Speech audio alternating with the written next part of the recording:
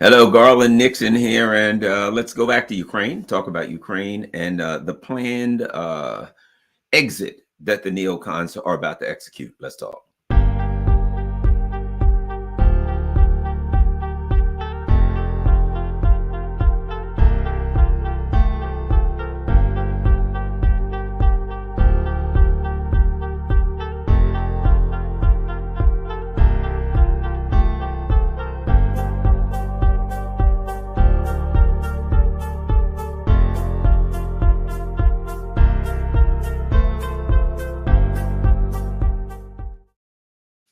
Hello, Garland here. Um, oh wow, I got a big hug from Brazil. Thank you very much, Sergio Colares. All right, so let's talk. So I don't know. Is it blowing your own horn? Is if you is there arrogance or hubris if you say I was right about something? Maybe it is, maybe it isn't. Who cares? I'm gonna say what I gotta say. For many months on this show in the chat, we've been having a discussion about how this thing is, and for quite some time there were a lot of people who made arguments about the neocons plan, that they were trying to find a way to put boots on the ground, that they were trying to make up a false flag. They were going to do a false flag, and then that way we could somehow get in.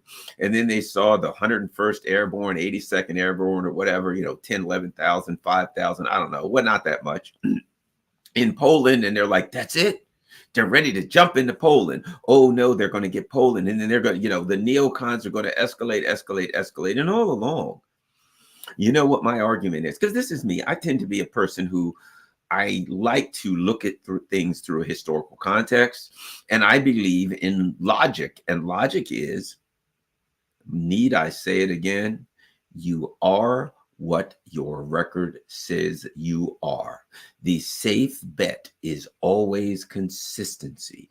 If this guy runs a race, 100-meter dash, and he wins it 9 times in a row, and he's running against the same people the 10th time, I'm betting on this guy, because he may lose. Don't get me wrong, he may lose, but the odds are 9-1 that he's going to win, right?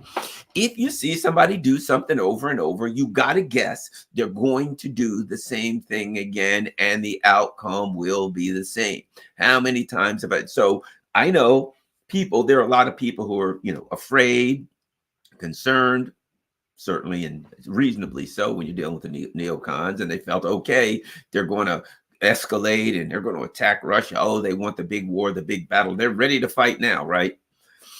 And I'm like, that ain't what their history says. At Vietnam, they got the hell out. When the heat got turned up, they got out, right? When Afghanistan, etc. When the going gets tough, these people, they're chicken hawks. They have not fought anywhere. They're afraid. They don't want a big fight where they could possibly have a nuclear missile coming down on their heads. They're scared to death of that. They don't want to die. They want you to die. They want to send your children over. No problem at all. Send your with something over to die, but they don't want to die. And they know good and damn well that if they get tangled up with Russia, that the odds are they're going to end up fried, and they ain't for that. Right. And they didn't want that. The idea was they were smarter than the rest of us. They were smarter than the Russians. They were smarter than everybody. And what they were going to do was they were going to outsmart the Russians. They were going to go there. They were going to outsmart everybody. They're going to get this thing started. They're going to have economic sanctions. The Russians are going to fall, and they had it all predicted out. Oh, they're going to rise in the street, and they're going to drag Putin out, and he'll be Gaddafi. They're going to take a bayonet and kill him on the streets. And oh, what glory we'll have! What glory we'll have when Russia falls, and then all of those natural resources are ours, right? But of course, we know that they're idiots. Tony Blinken, he of the clown suit, right? So we know they're fools, and that they thought that they could do something, and as usual, it wasn't going to work. It was going to backfire 100%, right? So, but I understand people's fear and concern. We're done, because the neocons are going to do this, but they can count. And they knew, yeah, we're on Russia's border. And we're going to go to Russia's border with, I don't know, can we muster 100,000, 50,000 troops? And Russia's got how many troops there? 700, 600, 500,000 on their border. Probably not going to work out well. That's a fight they didn't want. So now what's happening? They're in the process of doing what they generally do when they get backed in a corner: squeal and run. That's what they're going to do. They're going to make excuses, and ultimately, we can see what's happening in Ukraine now. The word that I've been using for the last year now: collapse. That's the word, collapse. And I felt all along that the Russians were the ones that were being strategically wise. In that, what we heard was this: those darn Russians, why don't they just launch a big attack and knock these Ukrainians out? Why won't they finish this thing? Put them down and keep them down. You got a mad dog of Nazis on your border. Just a charge into them and finish this thing off once and for all, which they could have done, which the Russians do have the military wherewithal to do. But let's face it, a couple of things would have happened. Number one, a lot of civilian deaths. And the Russians, that ain't what they do. That's not what they do. We can look at what's happening in the Gaza conflict. We can look at what's happening in the Ukraine conflict, and we can say, how the hell do the Gazans, do we have more dead civilians in a few weeks based on what the U.S. empire and its vassals, based on how they act when they're involved in armed conflict, as opposed to more than in what we're going on 2 years now. The Russians, number one, they're going to try to adhere to international law, and they're not just going to go attack town after town after town, even though the neocons have been playing that game. Oh, there's a war crimes after war crime. The Russians are just attacking hospitals, and they're attacking, they did all of this stuff, but the Russians just kept doing what they do, and that ain't it. Right? They're like, we're going to keep taking out your military and taking out your military. They're going to keep chipping away at the foundation of the Ukraine project. That's what this is. This is a neocon project to weaken Russia so that they can regime change Russia, and then they can take over Russia, and then on to China and India and Saudi Arabia, to rule the world, right? These psychotic bastards. So what Russia has been doing is a more of an intellectual strategy to war, and that is, we're going to keep chunking away, chipping away at the foundation. We don't have to attack this whole Ukraine project. All we got to do is chip away at the foundation of the Ukraine project. They chipped away diplomatically. They made more for they cemented their relationship with China and broadened it. Right. They also worked to make sure that they could get the fundamental products and things that they needed for their society from China, from India, etc., right? From Africa, that they could do the fundamental trade that they needed to survive, right? That they could start to take time to shift the direction of their economic focus away from the West to other areas. So they just took their time. They rebuilt their, or I'll say this, refortified their diplomatic relations with all of global South, and of course the Muslim world, etc. So as they chipped away slowly at the foundation of the neocon project, the Ukraine project, the world hegemonic project, as they chipped away at that, they broadened the things that they needed to do to maintain a healthy economy, a healthy society. I think the Russians were very concerned, or focused, that's a better term. They were very much focused on ensuring that what the neocons wanted didn't come to fruition in any way, shape, or form. The Russians made sure all along that their people weren't so angry or uncomfortable or embarrassed or anything like that, that they got pushback or uprisings internally. They know what the neocons want is people in the streets saying, we hate Putin. And they took their time to slowly but surely to respond to terrorist acts from Ukraine, to respond from the pinprick attacks to Ukraine and just say, yeah, every now and then they're going to get a drone through. Every now and then they're going to get a missile through, but we're going to keep banging away at their military. And we believe that those pinprick attacks aren't going to be enough to overcome what we're doing to maintain economic stability, cultural stability, and within our society. So the people,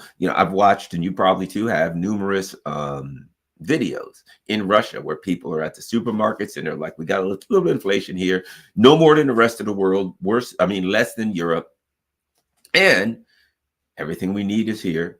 Jobs are aplenty. Everybody's working. We got plenty of work. We got to go to North Korea to bring people in because we don't have enough. We've got so much work. We don't have enough people to do it all. Right. So Russians are like, in Russia, you're like, yeah, I can easily get a job. And for God's sake, I can have 2 jobs if I want. And I don't have to have 2 jobs like you do in the US. But bottom line is, you get what I'm saying. The Russians made sure that they kept things solid at home so that the neocon plan for an internal uprising, and they knew that that was the cornerstone of the neocon project, right? Is to go into a country and create an internal uprising, which is ironic because that's what's starting to happen in the U.S. Last week, there was 300 and some thousand people in D.C. alone and all over the place. So isn't it ironic that the very internal uprisings that you had planned for Russia to destabilize them is chickens coming home to roost? But at any rate, so they worked hard. And I think the Russians felt like this: if we do some huge big arrow offensive and we get a victory and we knock Ukraine out, the problem is we're going to have a lot of dead civilians, and therefore the Ukrainians in the West will then have they would have fodder. They will have justification, to run to sorry about them yawning, just got up, run to the UN and everywhere else and say, oh my God, the evil Russians are killing people. Also, they knew that back home there'd be a lot of dead soldiers and the people back home would be feeling the pain. So rather than go through that and make a big punch and deal with the fallout, they decided, apparently, I'm guessing, chip away. Less dead civilians that can't be used against us at the UN, etc. Chip away. Less dead soldiers. The people here won't be saying, oh my God, all of our husbands and brothers and sons are coming back, in a coffin. So I think they took their time understanding, what I do. You're going to exhaust your opponent, right? You're going to keep them and you're going to give them body blows constantly. You're going to wear them out. You're going to and if they swing, let's face it, these little pinprick drone attacks is basically a swing and a miss. You're swinging, it's a thrown punch, but it doesn't have any effect. It doesn't leave a bruise. People are like, oh yeah, a couple of quadrocopter drones were launched and slammed into the side of the building in the financial district of Moscow. And you look and they like blacken the side of a building. Every now and then they kill somebody, but rare. They bent the flagpole or something on the Kremlin. Oh, that was a great victory, a bent flagpole. If your most outstanding military victory is to knock a few roofing tiles and bend the flagpole on the Kremlin, yeah, you ain't got a good chance of winning the battle. You could do that with a crowbar. You could send some guy to climb up with a ladder and a crowbar and knock off some of the roofing tiles and bend the friggin' flagpole. That's not going to win. That gets you your headlines in Reuters or something for a couple of days. Yes, the drone attack was an attempted assassination on Putin. Yeah, if it wasn't a real good attempt, if you bent a flagpole and knocked off some ceiling tiles, that ain't winning a war for you. Because all along the Russians knew. It's like football, man. It's like U.S. American football. The war is won in the trenches. The big guys going toe to toe, right? It's in the trenches, and so they knew. And literally, it's in the trenches in Ukraine. And they looked at it and they're like, "Yeah, they don't have aircraft, and we do. They're running out of ammo, and we ain't. I think we know how this thing's going to end if we just take our time." And that also gives us the time to go to Africa. And I'm not going to say that they influenced the Africans to throw the French out. I'm not going to say that they didn't. I don't know. For all I know, let's be honest. For all we know, the Russians could have been behind it. I don't know. They might not have been behind it. Let's face it, I'll tell you like this. The Africans did not need the Russians to tell them that the French were screwing over them, stealing all of their loot.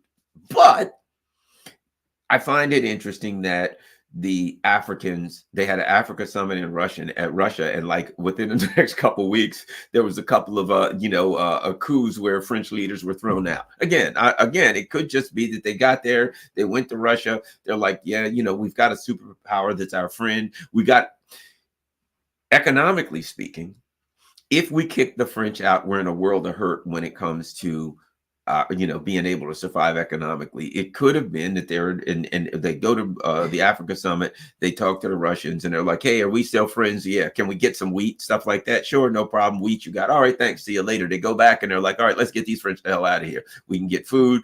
We can get electricity, things of that nature from Russia and China. Let's kick these sons of guns out here once and all for all. So I'm not saying that Russia was behind it, but I'm saying that within the strategic sphere of Russia and China and Africa, there was enough support to give the Africans the opportunity to do what they needed to do. So all these things are going on. The Russians didn't need a fast win. They knew they're just going to keep chipping away and doing everything they can to set the table, keep setting the table, and sooner or later that meal's going to be served. Now, the idiots, also known as the neocons, just kept coming up with narratives because that's what they do. We got another narrative, right? Narrative after narrative. This is going to happen. That, and the latest narrative is there's a stalemate, right? So let's get to the neocons getting the hell out and how this happens. So what they have is a narrative. It is nowhere near reality, but it is a narrative. And the narrative is the Russians and the Ukrainians have fought to a stalemate. And because they're at a stalemate, this is the important part, that where this thing goes bad for the neocons, okay? Because, let's see where we go with that. There is a stalemate, the neocons' current narrative.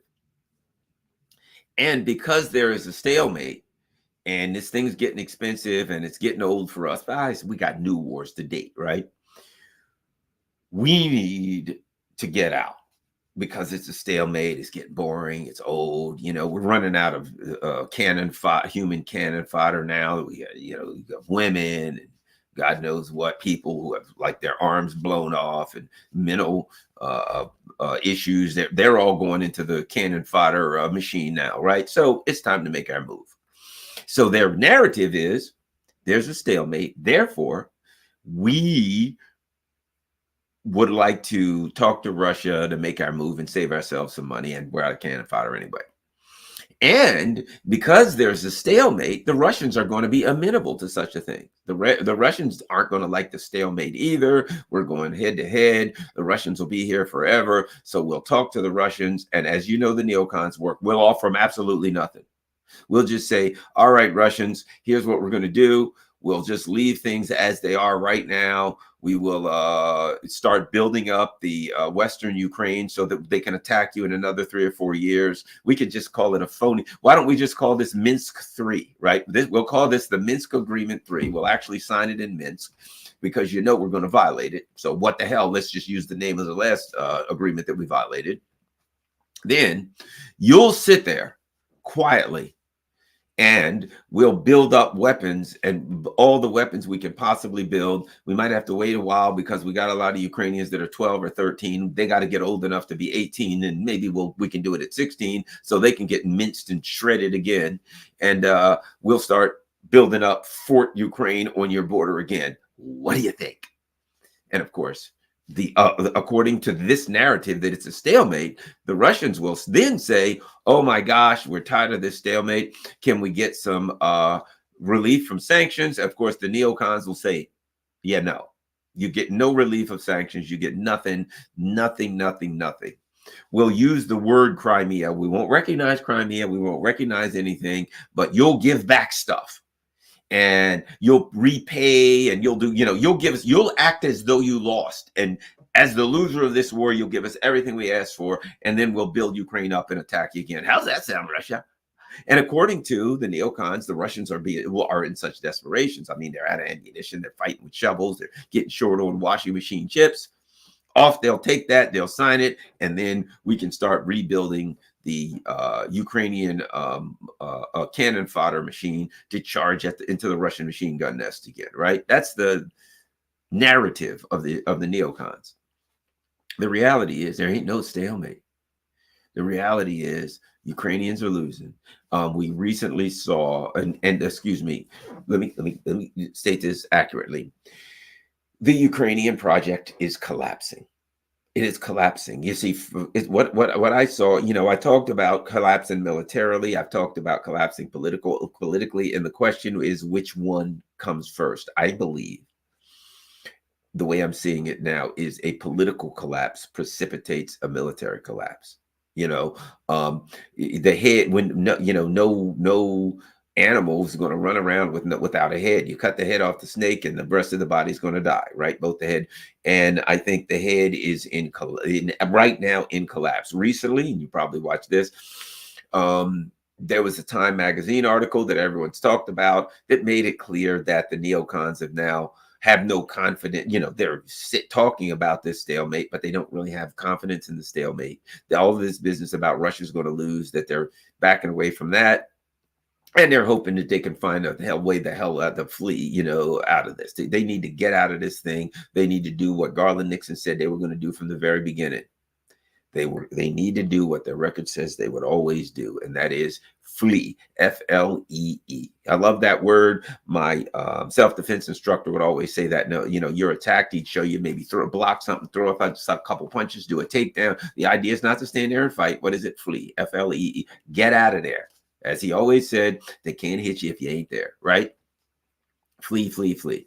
That's what the neocons want to do now. They got other wars, man. They got other fish to fry. They got other narratives. They got to create narratives now in the Middle East so they can deal with that, right? Their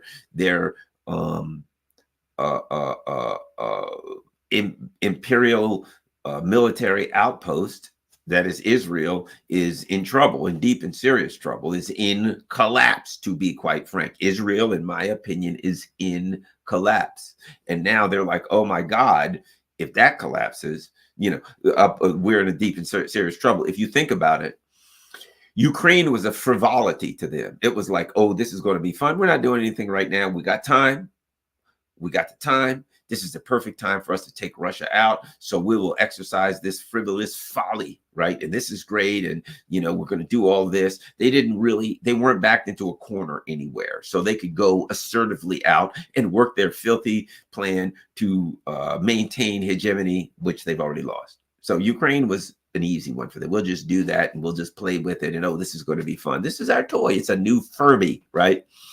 So now that their imperial outpost in the oil-rich region of the world, the Middle East, is in collapse, we got to put all of our focus on that. Guess what that means about Zelensky? That means you got a birthday present coming too, buddy.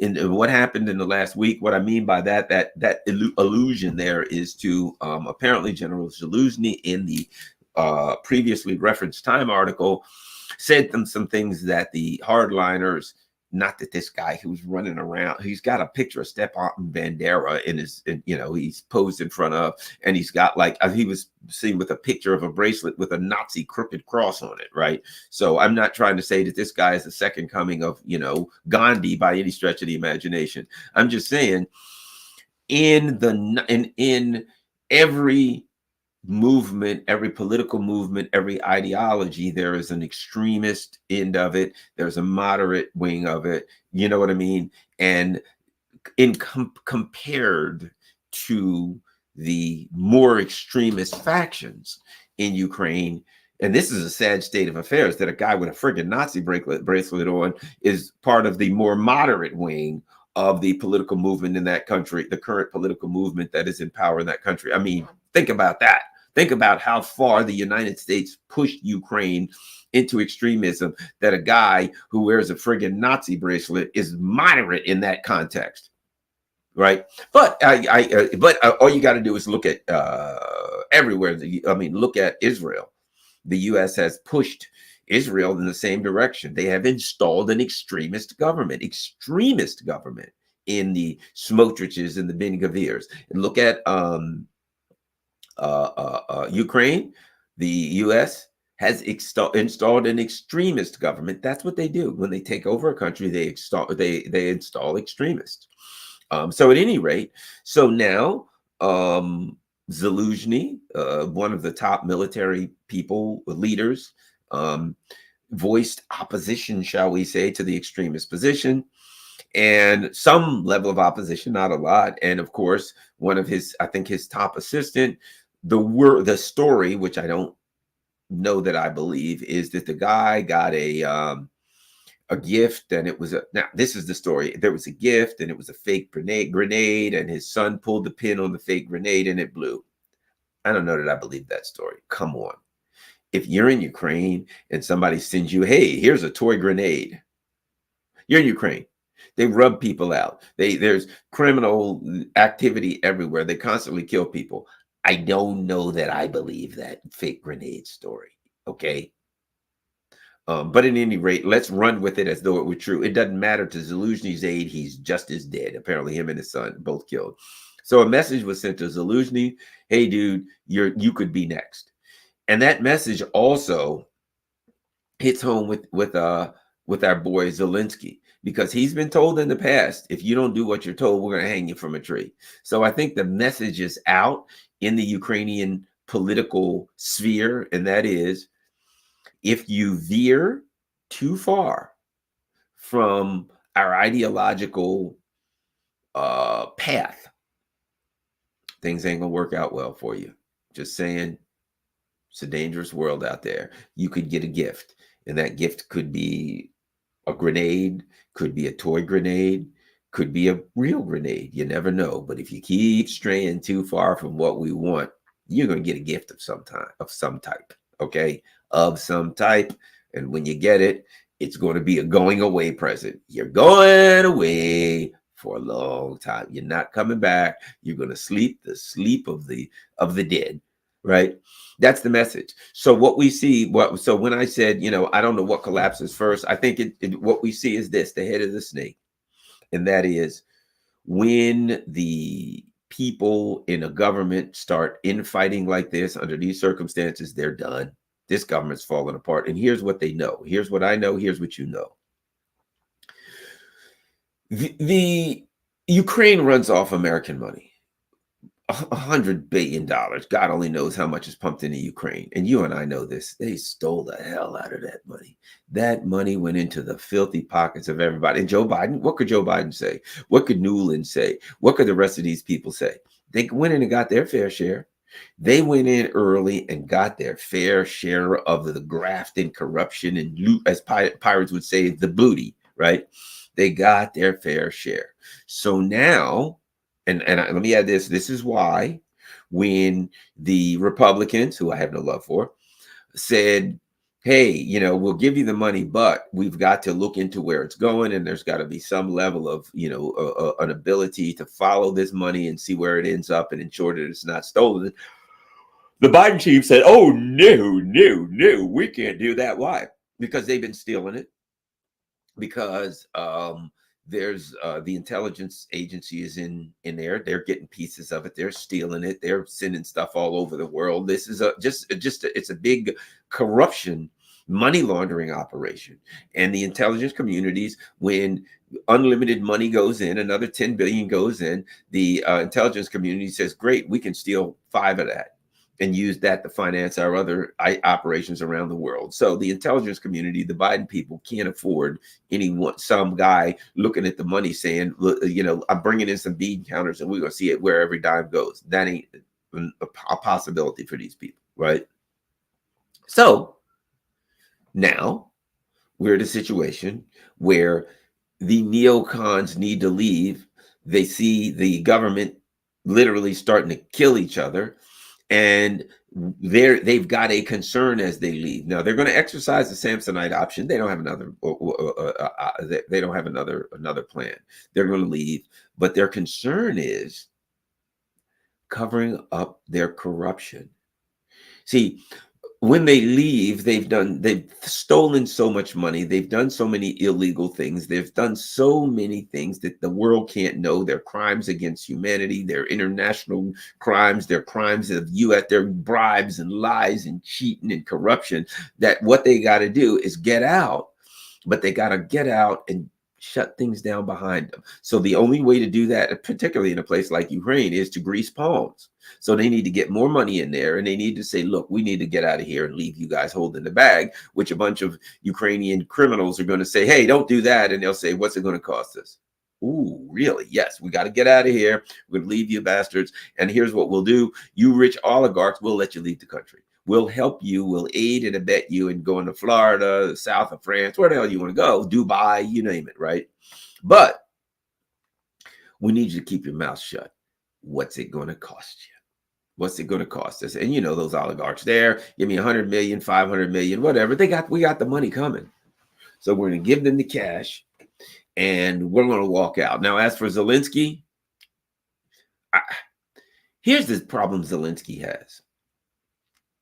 You've probably heard me say it before. He knows too much. He knows too much. You don't want to be that guy. You don't want to be the guy. You know, there are a lot of people, the mafia, they don't like rubbing people out. They'll do it if they have to, right? They're in business to make money, but they'll rub people out if they have to. They don't want to do it. They ain't like, yay, let's go rub somebody out. But if they feel that it's in the best interest, they'll do it, right? And one of the issues that you have is you got a guy that knows everything, and you don't quite know if you trust him. That's a great liability. He knows, as the old saying goes, where the bodies are buried. He knows what we did. They've been communicating with this guy all along. He's been asking them for things. They've been telling him yes. When Boris Johnson came there, we are told that, perfect example, what we're told is that there was a deal made with the Russians. Ukrainians signed off on it. Boris Johnson went there at the behest of the Biden neocons and put the fritz on it. Nope, can't do that. But we're also told, I don't know if you've heard these rumors, that one of the things that they said was, if you don't do that, we'll continue to provide you with everything you need until you win. And so, you know, this poor idiot, this green shirt wearing schmuck was stupid enough to believe the neocons. He believed the neocons. Well, you know what? You deserve what you get if you believe these people. So they told him that. But guess what? Couldn't he spill the beans? Couldn't he come out and say, they told me we had a deal? And I said to them, I mean, he could go run it down. I said to them, a lot of people will get killed, and I may be one of them, and my country is about to get torn to shreds. Why don't we take this deal? And they said, no, we can't because of blah, blah, blah. And if you don't, we'll give you money, and we're going to take Putin out. And he probably might have known the whole game. He might be able to come out and say, look, it was all planned for me to be president. The CIA came into me, and they said, look, here's what we're going to do. We're going to make, we've decided to make up a show called The Servant of the People. That's going to be you. The CIA's, we're going to write the script, and the script is going to be a comedy. And what you're going to do is you're going to play a teacher that becomes the president, and you want your country to join NATO, all the things that we want. That's the key. And then after you do that show for a year, we're going to make up a party called the Servant of the People Party. We're going to run you for president. Then we're going to cheat on all the ballot boxes. You're going to lie. You're going to tell everybody that you want peace. And then we'll get you in, and then we'll do our dirt. How's that sound? And Zelensky may be like, yeah, and that's what they told me. And then I said, I don't know if I want to do that because I don't know if that's in the best interest of the country. And they said, if you don't, we'll kill you. And I said, okay. So those are the kinds of stories. I'm not saying that's the exact story, but it wouldn't shock me. But those are the types of stories that Zelensky can relate. He can go to he can go to the UN Security Council. He can go to the International Criminal Court. He can sit down, put his right hand up and say, you know, I swear that these things are true. And this is what Biden said to me. This is what Blinken said to me when the CIA chief came. And I said, well, you know, I've stolen X amount of dollars. And they said, well, you can steal some more here. And tell you what, we'll pay you off another 100 million to keep your mouth shut. Can you imagine what this guy can say? Trust me, the neocons can imagine what he can say. Therefore, I don't see Vladimir Zelensky coming out of this thing in one piece, if you know what I'm talking about. I don't see him coming out of this thing clean, right? I see him getting the opportunity to look at the flowers, as they said. You know, if you watch the video, just look at the flowers, right? That's what was it? The Walking Dead, the zombie movie. I always go back to that, where at some point they were in a zombie apocalypse, and there was this young girl who kept teenager making too much noise. She was risking the lives of everybody over and over. And at some point they made a decision. And the decision was, the rest of us got to live. In order for the rest of us to live, and they took her for a walk. And where are we going? What's going? And they told her, just look at the flowers. And she looked at the flowers. I think you know how that one ended, right? Hey, it was a survival thing. We understand how triage works, right? But at any rate, so I think at some point, one way or the other, either an errant Russian missile will land in an area where shrapnel will riddle the hapless body of poor, wonderful, our Time Magazine's Man of the Year. Maybe he'll slip on a banana peel and smack his cranium on a step. Maybe he'll, goodbye cruel world. Hey, you know, I can't, I feel so bad for what I've happened, for the evil things that the Russians have done. I feel so bad. I'm going to write this note. I am upset over what's happened in my country, and I'm sorry for all I've done, and I'm sorry for the evil things that Putin have done. Therefore, I've decided to leave this mortal plane.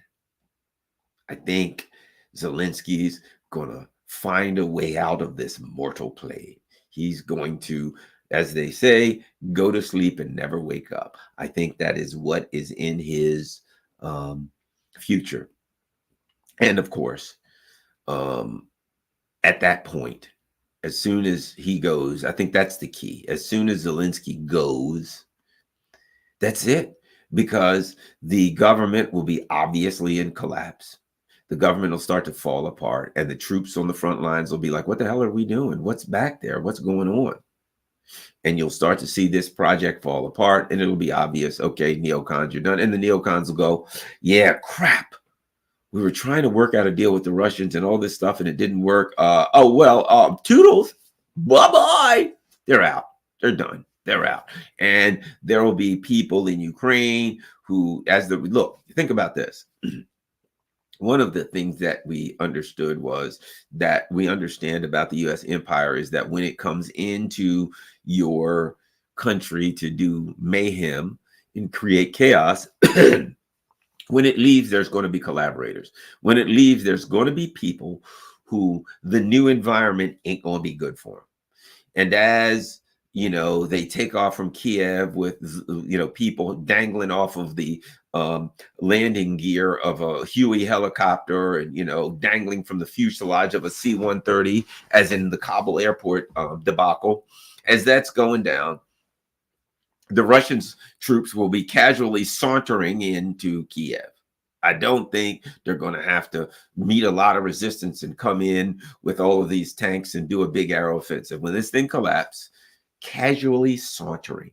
I think the Russian troops, they won't even have on their gear, their green army gear. They won't even need their rifles. They can walk in. They'll have like polo shirts on, a hat, you know, smoking a stogie, you know, wandering in. They'll be sipping some vodka, whatever. I think the Russian troops will drive in their personal car. They ain't going to meet a lot of resistance. Okay.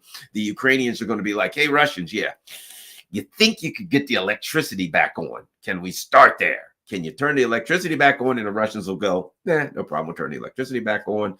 Let's get this thing going. And there lies the body of Zelensky. We'll go ahead and give him a decent burial. And of course, the Azov battalion and their ilk will be crossing the bridge, running west. The Russians ain't going to blow the bridge. They're going to go like, Azov battalion guys, go back from whence you came. And just understand this. If you try to reconstitute anything, if you try to build a base, if you try to set up anything, we ain't going to be nice this time. We were nice last time. And we didn't want to do a whole lot of damage, but we're going to take everything up to the Dnieper River, Odessa. Odessa's done. All of that. We're going to take all of that stuff. Why won't they? There won't be any resistance. They ain't going to have to fight for it. We're going to casually saunter into Odessa, Kharkov, wherever the hell we want. We're going to set up everything there. We're going to start doing some trials for those who've done things that they really should have done that we're not happy with. And you guys with all of the Hitler tattoos that are goose stepping around, it is in your best interest to cross that damn bridge and go west, young man, go west. And that's what they will do. And the Russians will just be like, look,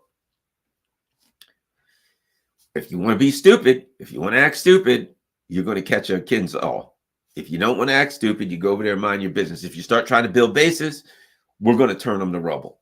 So we ain't going to be friendly. We were friendly this time. We still had areas where there was a lot of Russian-speaking people, and we didn't want to do a bad thing. But you act stupid this time. Play stupid games. You're going to get stupid prizes. You got to understand that. So you move on. Don't make us cross that bridge. If we have to cross that bridge, you ain't going to be happy with what happens when we cross it. We'll cross it if we need to. You let one artillery round come across that Dnieper River and land anywhere near our troops, our people, or anything we're trying to do. You let one car bomb go off. You let anything happen. We're going to cross the bridge. And when we come back across, there ain't going to be an Azov battalion person left alive anywhere that we're going to have to worry about. So you decide the way you're going to play it. We can do this the easy way or the hard way. That's what I foresee coming. The Russians are going to take it, and it ain't going to be hard. They're not going to have to do a big air offensive. They're not going to do an offensive at all. Casual sauntering. That's what we're going to do. They will casually saunter into the areas that they want and take it. I may be wrong. That's my idea. That's the way I see things. Once the politics collapse, you may have pockets here and there of Azov fighters. The Russians can wait them out. They can surround them and wait them out. Say, dude, what do you guys want to do? Everything has collapsed. Are you going to be like the Japanese that were on the islands 20 years, 15 years after World War II that didn't know the war was over? You really want to do that? We got you surrounded. We will drop bombs on you if we need to, but we prefer not to. Let's chill out here. And if they don't, stick up a white flag, they will be annihilated. The Russians will clean out those pockets of extremists one way or the other. They can do this thing the easy way. They can do this thing the hard way. One of those two ways is coming. So we're getting close. No, let me just say this. We're not looking at collapse. We're not getting close to collapse. Collapse doesn't mean it happens in an hour. Collapse could mean over the course of several months. You've heard the discussion of economics collapse. How did it happen slowly and then suddenly? You can see the writing on the wall. First, they start fighting against each other. Then Zaluzhny's aide gets blown to hell with a grenade or whatever happened. And then the fighting starts. And then, there's going to be, I think what we're seeing once Zaluzhny's aide was killed, I think what we saw was this open war of violence inside the Kiev regime has started. I would say that was the opening shot. That was the opening salvo. Not even salvo. It was the opening shot that said somebody's been killed in the Kiev regime now over this thing, over saying I want out. And that's it. The collapse has started. And it wouldn't surprise me if a whole bunch of people get killed. It wouldn't surprise me if there was open fighting. Now, what are the troops going to think if they're on the front line and the people back in Kiev are machine gunning each other, shooting their helicopters down, blowing the hell out of each other, that we're here, yay, we're fighting the Ruskies. How's our leadership? Hey, what's going on, leadership? And they hear more machine gun fire back in Kiev than they do on the front line. Mortars line. What's going on back there? Well, we've got a few internal fights going on here. We'll get these things cleaned up. You continue to do your cannon fodder thing and stand up to the Ruskies. At some point, the people on the front line are going to call the Ruskies. Hey, Ruskies, yeah. What do we need to do to kind of call this thing off? I mean, hey, on one side, we got you throwing artillery rounds at us. At the other side, at the other end, we call back to headquarters and the masters are throwing artillery rounds at each other. Perhaps this thing ain't going to work out the way we had planned. Let's make a deal. I think that's where you get. Why wouldn't you? And the Russians, see, here's the thing about the Russians. They are practical. And I think their plan is all along. They understand this. So I think at some point, when the neocons walk out, the Russians are going to say, look, we kind of told you all along. We tried to told you. We tried to told you what was going to happen. But now that this happened, and the Russians aren't like, we must have revenge. What did they say? We got names of people who have committed war crimes, and we're going to have justice. So they're going to set up tribunals for people who have war crimes. They're going to say they will be just. They're going to say they will be in accordance with our laws and our constitutions. They're going to say people who, everybody else who wasn't, lay down your arms, go back to your family, you're okay. No problems. Lay down your arms, go back to your family, and we're going to get this thing going again. We're going to get some, we're going to get your economy up and going. They're going to have the business end of Ukraine. They're going to have the ports. They're going to have wheat fields. They're going to have mines. They will have brought on, but brought into their sphere a powerful economic machine. So it's to their best interest. The Russians, look at what they're doing. They're really good with commodities. They're going to bring in a really good commodity state. So they already grow a lot of wheat. What happens when you add the wheat that the Russians grow to the wheat that the Ukrainians grow? You got the dominant wheat harvest of the world. And they become even more powerful. And what do they have? They got all of these new ports to send stuff and bring stuff back. And guess what else you got? You got the Europeans. And the Europeans are going to be sitting there going, oh, man, this is not good, is it? What can we do? And the Russians are very practical. I see the Russians saying, look, guys, here's the way I see it. You ain't our friends. We don't love you. We don't like you. You ain't got to love us. You ain't got to like us. But here's what you're going to have to do. Number one, fix the damn Nord Stream. You blew it. You fix it. Number one, fix the Nord Stream. You have to do it. And as soon as you fix the Nord Stream, we'll pump gas back through it. Now, whatever we have left, because we've already redirected our gas to China and India and other places, but whatever we have left to sell, we're practical. We try to eat, dude. You want to buy it? We'll sell it to you. The things that you've sanctioned us for, if you want to buy them, whatever we got left, we've started selling a lot of other stuff around the world, but whatever leftovers we have, you want to buy it, we'll sell it to you. We're not your friend. We ain't your enemy.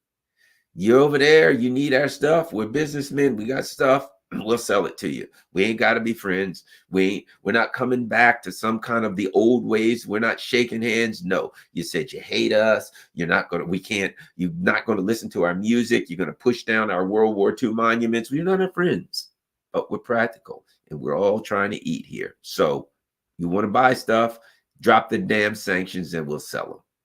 And the EU is going to be in collapse. Will they be able to? Not the current crop of elites, but I see them being replaced. Putin said that very early. There's going to be a new crop of elites, and yeah, they're going to be replaced. That's what's going to happen. The crop of elites are going to be replaced, and I see Russia saying, "Look, as I said, they're very practical. They ain't gonna. Oh well, you said mean things, so therefore we can't take your money. They'll take your money." Take your money. They got stuff to sell and you need it. They'll be happy to take your money. They're going to, and they're really, the Russians are going to press the Europeans. I see this coming too. The Russians are going to press the Europeans and they're going to say, look, the neocons screwed you. They screwed you so bad. If you want a security deal that takes into account our security needs and yours, forget those lunatics over in Washington, D.C., yours. We'll sit down and talk about a deal. See, they said from the very beginning, we won't talk to Europe, we'll talk to the US. If the Europeans if you start getting the Viktor Orban types or the guy in Slovakia, Fista, who's a lefty, but he's that type. He's more of a person that says, I'm going to take into account the needs of my own country, my own people, and I'm going to be a practical leader. Left, right, whatever the hell they are. Russians will do a practical deal with the practical leaders, but they will keep in mind that that leader could be replaced by another neocon. So we're not going to set up anything long term, but we will do deals with you and we'll all make some money here. So I see that happening. But the neocons are getting out. And in getting out, there's no easy way for them to do this, because when they leave, look, what did they say? That people are going to say, wait a minute, you told me we got to spend all this money because the Russians, if they win in Ukraine, that they will just continue all the way to take all, they're the new expansionist imperialist power, and they want to just keep expanding and taking as much as they can. And you left Ukraine on a given Tuesday afternoon, kind of like you did in Afghanistan. And all the Russians did was said, all right, let's make a deal. Where's this expansionist? Where's all the hordes of Russian soldiers coming across barreling across the Rhine, right? Bearing down on Amsterdam and Lisbon. Where is that? You told us that was going to happen, and it ain't happening. People will realize they've been lied to. But the neocons don't care. Neocons will be like, neocons, you lied to us. And neocons will be like, yeah, sure, whatever. They'll be like, we're screwed. Our economy's in trouble. Nothing that you said is happening. And the neocons will be like, oh yeah, shut up. We're dealing with this thing over here right now in the Middle East. So whatever happens, what do you look at me? Look at me. Do you see somebody who cares? We don't. Shut up. That's who the neocons are. That's who the neocons are. And so you're going to see very powerful political turmoil, ideological political turmoil and turnover throughout Europe. And I don't think you can disconnect what's happening in the Middle East from this, because as the people in various countries go to take to the streets, as they see the brutality of the U.S. empire, right? As they're like, oh my God, we didn't know you told us that you were for rainbow flags and Black Lives Matter masks, that you were standing up for the little guy, you were standing up for the minorities and the blah, blah, blah. You're against Islamophobia, transphobia, whatever the hell phobia. You're against all that stuff. That's what you told us. You told us you were the good guys, that you were standing up for the rights of the little person. And we look at you and the little persons, I mean, like this little, who are wrapped in a blanket, you're blowing them to pieces with wanton disregard for human life. You people are monsters. And those of us who would not tote around the blue and yellow flag, who said, you people are idiots. But all these blue and yellow flags holding out their windows, a whole bunch of them are going to look at this and say, we've been took, hoodwinked, bamboozled, misled, led astray, right? They're going to look at it and they're going to say, we see who these people are. Oh my God. Everything that those Russian bots and Putin-loving Putiners told us was true. You people really are monsters. That couple the Ukrainian collapse, and they're just going to walk away and flee. They were never, ever, ever going to do a false flag so that they could get in the fight. They were never going to do it. They were never looking for a way to get in the fight. That ain't what they want. And I would argue right now the same in the Middle East. They're not stupid. You may have some idiots here and there, neocons. We want to fight Ukraine. Iran. We should attack Ukraine. Iran. Should strike Iran. But the truth is, that the people in the Pentagon, and there are people saying, let me give you the worst case scenario if we attack Iran. Let's start here. If they don't fire a missile, they shut down the Straits of Hormuz, our economy is non-existent. At that point, our economy is going down the toilet. I've heard people say, well, I interviewed a guy yesterday, and his position was, well, there's other areas where you can get oil now, so we could still get oil. The issue is not even the availability of the oil, which will be affected, but the issue is the cost of the oil. You can get oil, but there will be a dramatic spike in oil prices.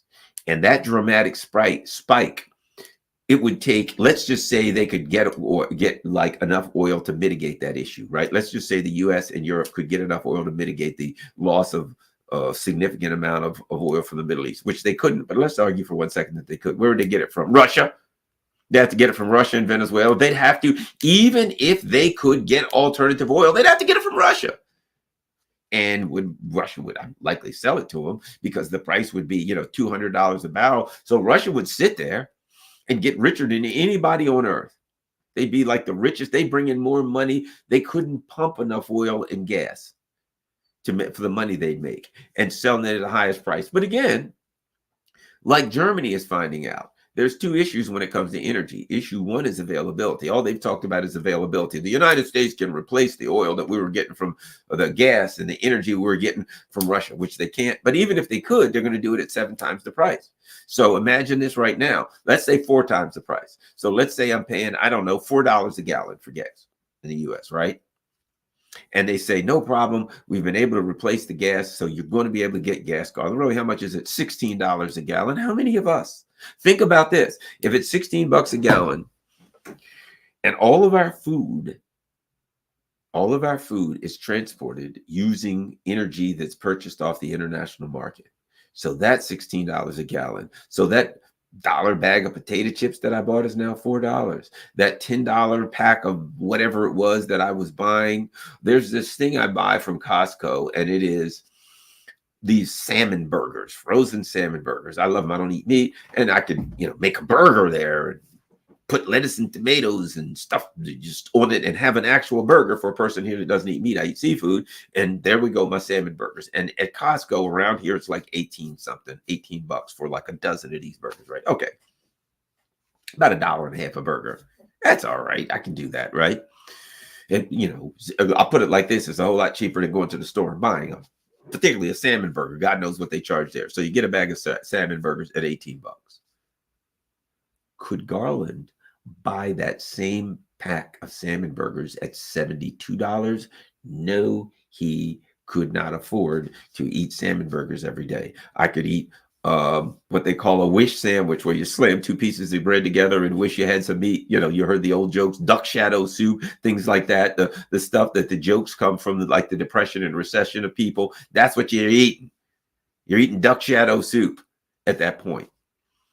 And the problem is you got to build a fire to heat your soup water to have the duck to walk by it, because the energy is too expensive to turn your stove on. So the energy availability. So I think even for all of the saber rattling in the Middle East, the people who really run things understand the potential that they will lose their investments. Rich people don't want to lose their investments. They will lose their investments if we go to war in the Middle East. If there's a broad and huge war in the Middle East, and they are very frightened and they're very concerned about losing that. Now, the war is in the process of spreading. How much it'll spread, I don't know. But in the same way, I'll say this. I think one of the things that adversaries of the U.S. empire are learning is that patience. I think that's what the Russian show has shown. Patience. That the enemy, that the kryptonite to the neocons is time and patience. If you can just be patient, you're going to be angry. You're going to be furious. They're going to be killing people. They're going to be sending a drone into Moscow to bend your flagpole and knock off some roofing tiles. They're going to do things that will infuriate you. They're going to rub out some Dario Dugina. They're going to do things that will make you want to react in a big way. But if you don't, if you can just keep your powder dry for a while longer, just keep going with the neocons and get out of the way, they'll collapse and they'll destroy themselves every time. They're idiots. All you got to do is get out of the way. They're ideologues. And what I see happening, I think, unfortunately, sadly, horribly, I do think that the setup of the Middle East is one that there won't be retaliation from a state actor. See, the problem in the Middle East is, so the neocons are trying to get the hell out of Ukraine, or going to get the hell out of Ukraine, so they can try to focus on this, disaster that they've got in the Middle East. And if a state actor was to get involved, it would make it a little easier for them, though it would be calamitous economically. They could then come up with an excuse for why they're there and why they're fighting. And they're, we're not just wiping out civilians now, we're fighting a state actor. The problem is that a lack of, they have created political instability in a way that it's hard for state actors to do that, to get involved. In fact, I think what's going on is that the actual governments there are trying to restrain the fury and rage of their people who want them to get involved. They're taking their time. The pressure is coming, but not from state actors. The pressure is coming internally in the US. You got to know in the US what's going down. This is not working out well for the Biden team. And you've got a lot of Jewish people who are furious saying, hey man, don't do this in my name. This is not what I'm about. This is not what I'm trying to support, right? You got Jewish people who are furious. The young people, they're just done. They're enraged. And then a lot of the rest of us who are just enraged. And the internal pressure is, without equal in recent years. Also, you got people in the streets in Europe, and you have the ultimate fear of the totalitarian mindset. You know what it is? The totalitarian mindset's ultimate fear is always internal uprising, because they don't represent the needs of their constituents, of their people. So their greatest fear is internal uprising. So what they're facing now is their greatest fear. Now, don't get me wrong. Their political ideology is one that says, I don't care. We don't care about these people anyway. We don't care about what they want. We don't care about their lives. We care nothing about the American people, but we're still frightened of internal uprising. And that's what they're facing, is internal uprising. That the US is being destabilized, but the neocons are in a tough position, because Israel, the Israeli project is crumbling. The empire is crumbling. Ukrainian project is collapsing. The Israeli project is being exposed. They put extremists, any country, think of history, right? Think of Indonesia, think of Chile, Allende. When the US takes over, when these neocons take over a country, they put extremists in charge. They put the most radical extremists that they can possibly find, ultra-nationalist crazies, in charge. And sooner or later, that comes back to haunt you. And that's what they have in Europe right now. Ultra-nationalist, bloodthirsty maniacs, right? And I mean, my opinion on the leadership of Israel right now, if I can call it that, it's not really a leadership, you know what I mean? The leadership of Israel, only in that the people who are aligned with the leadership of Israel in the United States have such influence in Congress and on Capitol Hill. But other than that, the United States government could force them to acquiesce to their will if they really wanted to, but they won't do it.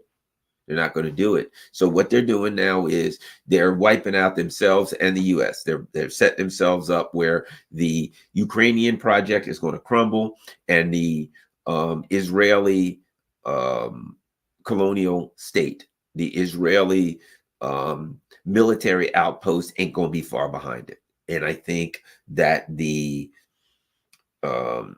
regional governments in the area, if they are able to contain the fury of their populations, will sit back a little bit, we'll be patient a little bit, and we'll watch this project come apart. Because the reality is, Israel's not going to have an economy to speak of for the foreseeable future. And a lot of people, only the most extreme of the extremists will stay in there. And they're going to probably be facing terrorist attacks. They're going to be facing the boycotts like you've never seen. People are going to be screaming at the UN for sanctions. It's going to be a mess. The US is going to have to, and the US is going to humiliate itself, because the neocons are going to have to constantly fight to protect Israel, to hold the UN off. They're going to have to fight to hold boycott, divestment, things like that off, which ain't going to be easy. They can come up. Here's the bottom line. They can say, if you formally boycott Israel, you'll be in trouble. But people are just going to say, what, boycott Israel? I'm not boycotting Israel. And then they'll go to a website that has a list of the countries that they're not companies that support Israel, and they just won't buy anything from them. And it'll be like, are you boycotting Israel? No, I don't want to boycott Israel. That'd be silly. You get in trouble for that. I'm certainly not going to boycott Israel. I am against boycotting Israel. Then they'll go right to the website. All right, McDonald's, Starbucks. I'm never going there again, but I'm not boycotting Israel. It just so happens that my shopping habits have changed so that coincidentally, all of these companies that support Israel, I don't buy things from them. It has nothing to do with an actual boycott of Israel. It's just, I maybe want to drink a little less soda and, maybe a cheaper brand of coffee or something like that. Make my coffee at home. Maybe I'll go to Dunkin' Donuts. Starbucks, McDonald's, it's a little bitter. I think I'll go in a different direction. That's what we're going to see. They can try all they want to. Ain't going to stop that. That ship is done left the port. So bottom line is, their Ukraine project is spiraling down, and subsequently behind it, you're going to see the Israeli situation. If we're fortunate, and it doesn't spiral out of control in the Middle East and spread to a regional war, which is quite possible. It's possible. I'm like saying now, it's 50-50. I think that the Russians and the Chinese, I really believe, are working hard to stop that from happening because they understand the potential disaster there, right? That this disaster could get far worse, particularly with the people who are in charge of Israel and the neocons who are in charge of the United States. And they understand the importance of patience right now. And that if you are patient, you will attain victory against the United States empire. I think that's what they've learned. And they understand this. When this is all said and done, they have completely botched Ukraine. They have completely Israel. The whole thing is falling apart. It is going to be very difficult for the U.S. empire to then say to its citizens and the world, let's move to Asia. Okay, Ukraine might not have quite worked out like we want. Yeah. Oh, Israel. Ooh, okay. Well, we don't talk about that. But hey, gather around, everybody in Europe. We're going to Taiwan. At that point, it ain't going to be an easy move to drag this ragtag, broken, impoverished coalition to Taiwan, including the people in the U.S. The people in the U.S. are going to be like, we're hurting. And somewhere in there, I think we're going to see some kind of an economic crap out. It's somewhere in there. We're going to see, I mean, look at Bitcoin going through the roof. I'm happy about it, but it's going in through the roof because a lot of people are looking at this thing saying, man, this situation could go real bad. I want to hide my money somewhere out of the market. I got to find a place to hide my money. People are looking to hide their money, and they're looking to, let's look at it right now, brothers and sisters, before I go. Bitcoin is at 37,108. In the last month, Bitcoin has gone up 35.37% in the last month, right? Let's look at another one. Let's look at Ethereum. Ethereum is at 2,000. In the last month, Ethereum has gone up 33.14%. Now, understand that some of that is the value has gone up as the value of as the credibility of the market dies, but there's people putting money in it. You can believe that. So with all of the foreign policy debacles, our economy ain't worth a crap anyway. At some point, we're going to see something fall there too. So one of the shoes are going to fall. All right. Thanks a lot. Somebody says Bitcoin is a fraud. Garland, stop pumping it. I don't know if it is. It may be. I got some money in Bitcoin. It may stay. It may leave. I'm not saying it's good, bad, or indifferent. All I'm saying is this. The value of it is going up. You don't have to buy it. You don't have to not buy it. I may wake up every day, every minute, and lose every dime I got in it. I didn't put enough in there that it'll ruin me. But I put something in there because if it's a gamble, if it goes through the roof, I make a couple bucks. If I don't lose my shirt, right? So I'm not saying it's a fraud or it's not. For those who love Bitcoin, go for it. For those who don't touch it. It's up to you. With those of us who think. So at any rate, everybody believes what they believe. I'll put it like this. The dollar is a scam. How about this? The dollar, we know the dollar is a fraud and a scam. So if Bitcoin's a scam or a fraud, if it is, okay. If it ain't, whatever the case, it sure ain't worse than the dollar at this point. All right. Thanks a lot, everybody. Let me look. Oh my gosh, 1,679 people. Do we have time? Let's take a peep here. How about we look at, hi, Garland, sending you, since I follow your work in this payday. Thank you, Peter Effin. Let's see, we always get great. Sparky, great work, Garland. Keep on trucking. Remember that song? Keep on trucking, baby. The Kids Defense, run away. There you go. Run away, run away. Yeah, they're out of here. They're done. Epstein knew too much. Exactly. You're Epstein. That's who Zelensky is. He's Epstein. He knows too much. He knows too much. It ain't good when you're around the neocons. You're around a bunch of criminals and genocidal savages that know too much. They ain't gonna think nothing of putting a bullet in this guy. A jam sandwich, 2 pieces of bread jammed together. Yeah, you guys know the game. Anything else? How about this? Well, thank you a lot. Soberano, Brazil. Now, let's look at good old Rockfin. All right. Let's see if anybody. Thank you very much, Odie Huffman. I really appreciate Odie Huffman. Anybody else? We got new comments. All right. Thanks a lot, everybody. As I always say, I am out the door. I'm about to head for work, but here's where we are. If you can afford it, well, let's start here. You see rockfin.com/Garland Nixon. Go there, become a member. It costs nothing, just in case they throw me off of YouTube. You know where to find me, free of charge. Follow me on Telegram. You got patreon.com. You guys know how that works. If you can afford to become a Patreon and help the channel, I appreciate it. PayPal is an option. Of course, Buy Me a Coffee is great. /Garland NH. Buy Me a Coffee is great because you can just it'll say like, buy Garland a coffee for $5.